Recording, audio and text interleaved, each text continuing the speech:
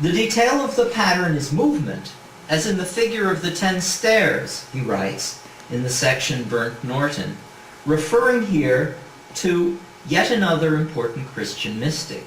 This is St. John of the Cross, San Juan de la Cruz, and his dark night of the soul. St. John was a Spanish Christian whose family had converted from Judaism during the Inquisition, and his visions fused the Christian teachings of Climacus and Dionysius that I've mentioned with the Kabbalistic doctrines in Judaism of the 10 Sephirot, or stages of Jacob's ladder. We've seen how Tourian speaks of diving down, Armenian suzil, into the heavens.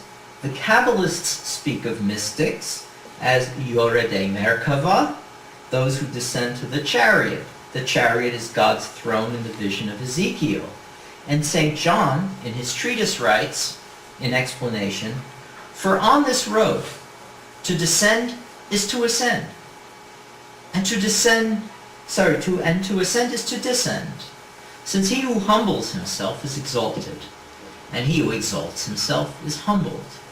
The paradoxical movement of the mystic is thus endowed with a further homiletic value, and in subsequent verses of his poem, Four Quartets, Eliot declares, "Here the impossible union of spheres of existence is actual, and in my beginning is my end," enlarging upon the conjunction of opposites, the healing reunification of time past and time future, and the doctrine of the spheres that characterizes both the Kabbalist's journey and his work of making whole the broken world.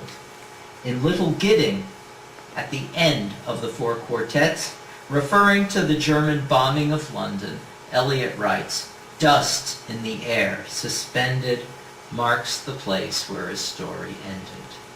The grave in the air, Shulamit's ashen hair, the grim phantasmagoria of Celan's experience of the war, has finally found a place in Eliot's consciousness.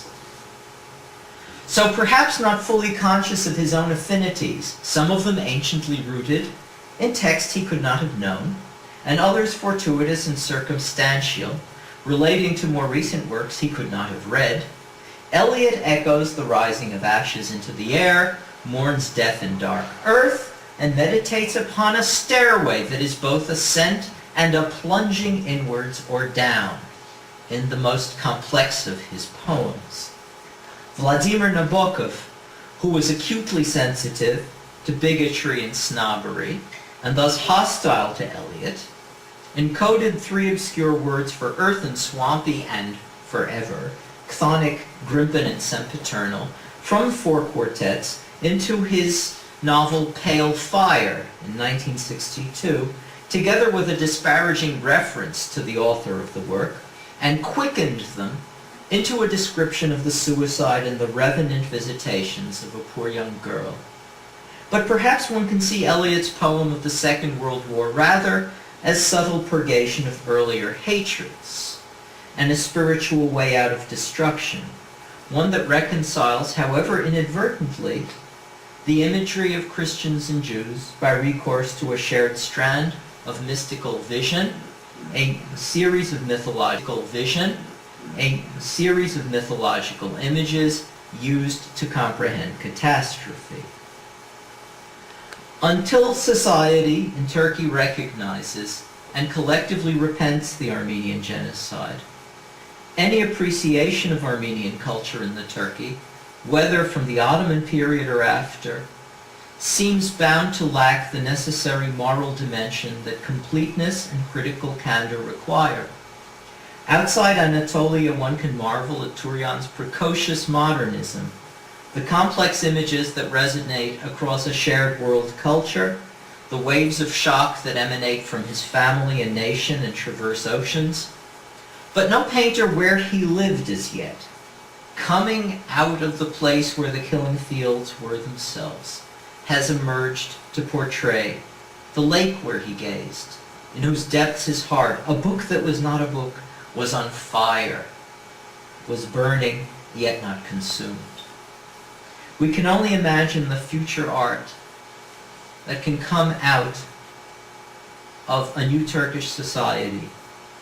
The black butterflies, black towers of cypresses, black milk, black sun, and Tourian and Vartan hunched in the grasses of Üsküdar, staring at the lights of Istanbul. Or the reds of crucifixions, the dull glint of nails, the dizzying stare, the plunge of an avenging soul.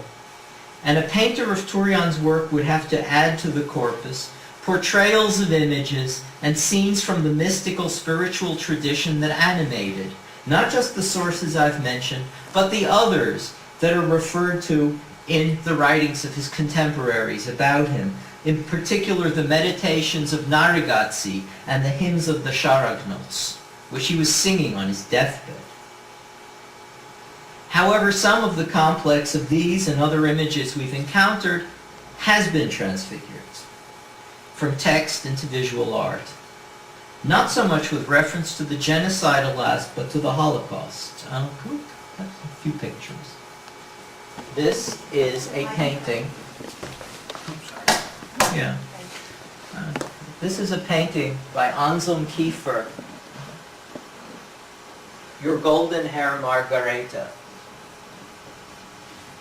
Her golden hair is made of straw.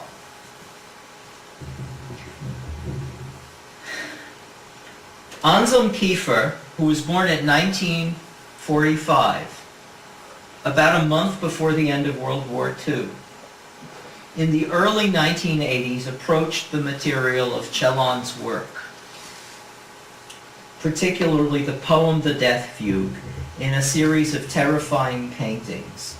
This one, Your Golden Hair, Margareta, another Margareta Shulamit. He uses straw here for the blondness of the Aryans. And in other paintings and installations, he employs parts of machines, shattered concrete, slabs of lead, fragments of photographs, strangely sewn clothes, and even his own semen. Other works deal with Germany and the war, with other poems by Celan, and with the Kabbalah. We could begin looking at some of these. This is the Tree of Life of Kabbalah. The next picture, Kiefer's portrayal of it. The next one, the Divine Mansions. The next one, the Tree of Life in Kabbalah, installed in a chapel in Paris. The next one,